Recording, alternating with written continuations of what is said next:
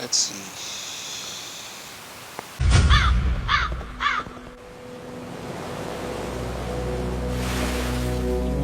Is this real?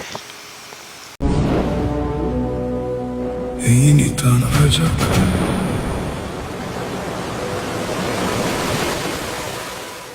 Homola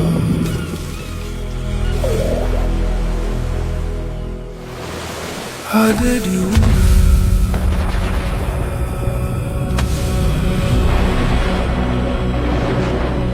ọmọ tí ó gbó okùn wa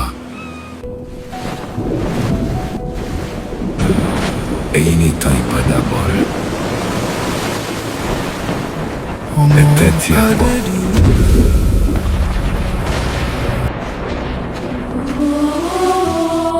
Se europea allora ni unirà.